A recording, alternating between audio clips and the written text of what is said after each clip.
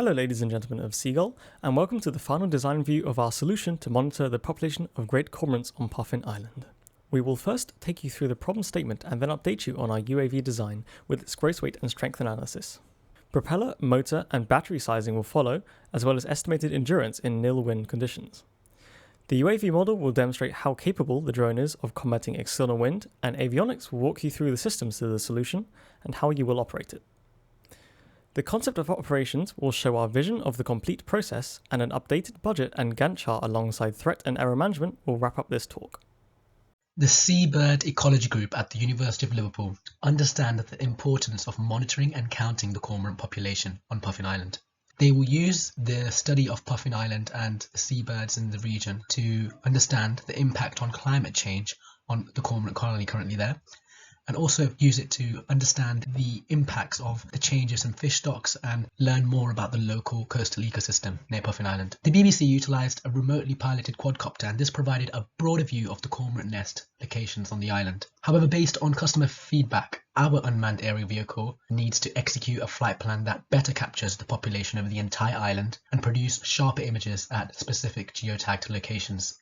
A ground sampling distance of 0.82 centimeters per pixel must be satisfied, so this means that the ground sampling distance of our solution must be lower than this number. As a reminder, the overall problem we are trying to solve is to produce a solution that will enable Seagull to determine the location and number of cormorant nests on Puffin Island. As we propose an unmanned aerial system to solve the customer problem, the requirements we are trying to solve have been phrased to reflect this. Within this presentation, we will discuss how our design meets the customer requirements and the legal requirements. The drone will be operating with a maximum takeoff weight of 4.588 kilograms. It will have a maximum diameter from rotor guard to rotor guard of 991 millimeters. However, this will decrease during transporting the drone due to the semi-detachable boom mechanism satisfying requirement 2. The drone will utilize 6 rotors. This was done to prevent the drone from being unstable in the event of a motor failure, as we've added a safety feature whereby the rotor opposite to the failed rotor will switch off, thus converting the drone into a quadcopter. Guards were added to the propellers to protect the environment and users in the event of the drone becoming unstable or crashing. The drone uses sleigh-style landing gear instead of a 4-legged configuration due to the increased strength and durability. Finally, we opted to remove the gimbal as we found this feature was unnecessary for capturing data and added an unwanted mass to the drone. Due to requirements 2 and 3, we put extra detail into ensuring the drone could be easily portable and operational in multiple different scenarios. Firstly, we utilised a mechanism whereby each of the drone's arms can be semi-detached, only connected by a wire, significantly reducing the diameter of the drone. The steel wire is also used to reduce the stress acting on the electrical wires while the drone is in its disassembled mode. Secondly, to weatherproof the drone, the main body will be encased in an upper and lower shell with O-rings between them to prevent any water or foreign particle ingress. This also means the drone's internals won't be damaged due to sea spray. The choice for an O-ring over completely sealing the drone was so the operator could still have access to the battery and avionics. They just simply remove the top shell. FEA has been conducted on the drone using built-in software as well as numerical methods learnt through previous modules at university. It can be concluded that the drone will never be operating in conditions anywhere near the safety limits of its individual components. The booms also achieve a maximum deflection of 5 cm at maximum thrust, which can be assumed not to impact performance. However, further testing will be conducted to see if this is suitable. As said before, the final weight estimation abides by requirement 2, putting the UAV at a total weight of 4.59 kilograms, with the majority of the weight attributed to the batteries, motors and the printed motor guards. There are a few notable changes from the initial proposal, with the bolts still having a very high safety factor. Propulsion systems. With an estimated mass of 4.59 kilograms, the required thrust is calculated to be 45 newtons. Therefore, each motor is required to produce a minimum thrust of 7.5 newtons to hover. The 3 flight modes that interested us were hovering, ascending and descending. It should be noted that 6 rotors are not necessarily required to lift the GoPro payload. However, thrust margin decreases to 1.42. As such is not acceptable since we are aiming for 1.8 or greater. Literature states that a 2-blade prop is more efficient and has greater aerodynamic performance compared to a 3-blade prop. Therefore, a 2-blade prop will suffice as it results in a greater propulsive efficiency, which would result in more available speed. Thrust testing and propeller sizing selection. Various size propellers were considered for the UAV in combination with a 4-cell 5 amp hour battery and a 580 kilowatt motor. Thrust testing showed that both 12 by 3.8 and 15 by 5 props are acceptable for use. However, the 15 by 5 prop consumes too much current for our solution. As such, the 12 by 3.8 was chosen. Literature showed that a carbon fibre prop is more rigid than a plastic prop. Therefore, it should be better as it is closer to our ideal models.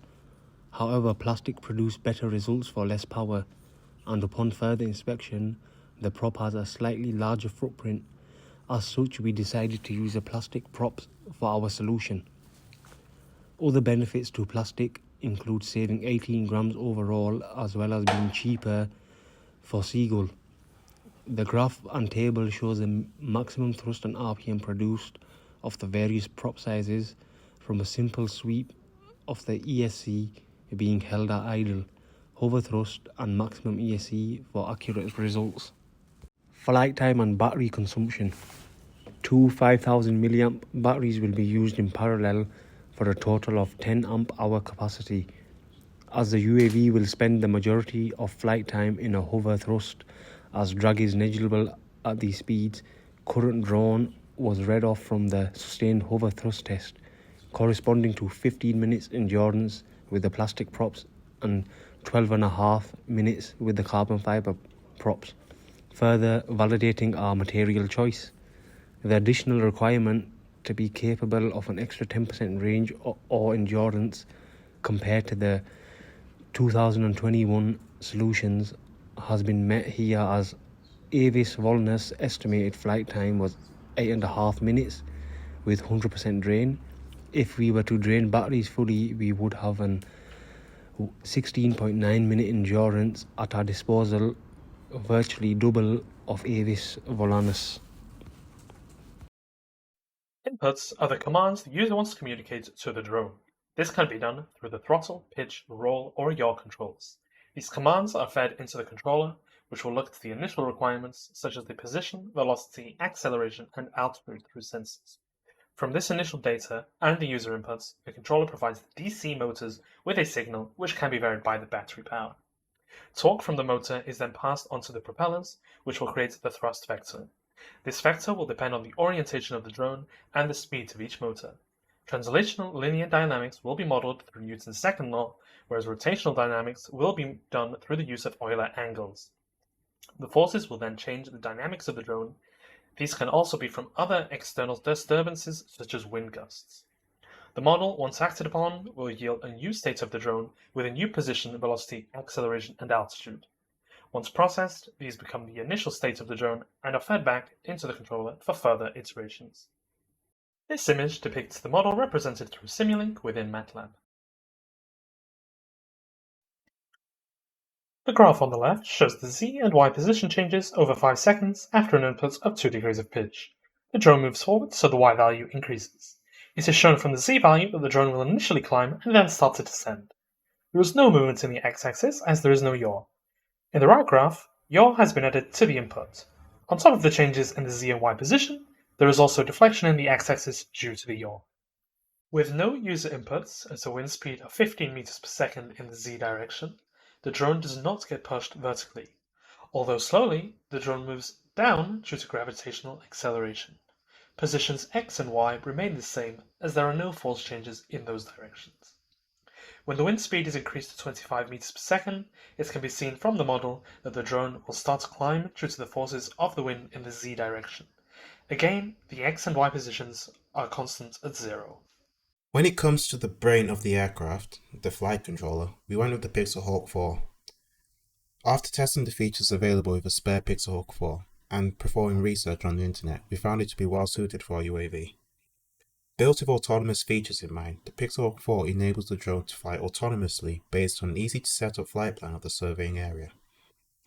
Although not stated as a requirement by the customer, for safety and operational purposes, we wanted our drone to be capable of returning to a safe landing area in the event of a motor or propeller failure. The Pixelhawk 4 has built-in failsafes to automatically correct for this asymmetric thrust, along with other safety features such as integrated power, manual override mode, and return to safe zone. The Pixelhawk 4 flight controller will be coupled with the Q ground control ground station for the drone once built. It has a more professional and easy to use UI, it receives more frequent updates, and has a simple flight plan. Creation system. During the brief, the customer stated having issues using the proprietary software of the previous drone to create the flight. As such, Q-Cam control was proposed as a solution to meet this requirement of the customer in having a simple to use open source software. Mission Planner did have some useful features which we believe would be invaluable during the design, build and testing stages. The simulation window would allow us to simulate the flight, enabling a better model of how the flight would pan out, albeit not 100% accurate. Furthermore, Mission Planner features a more comprehensive calibration suite and pre-flight checks on Q-Ground Patrol Pilot. So during the build testing phases, Mission Planner will be used flashed with Audio Pilot on the Pixelhawk.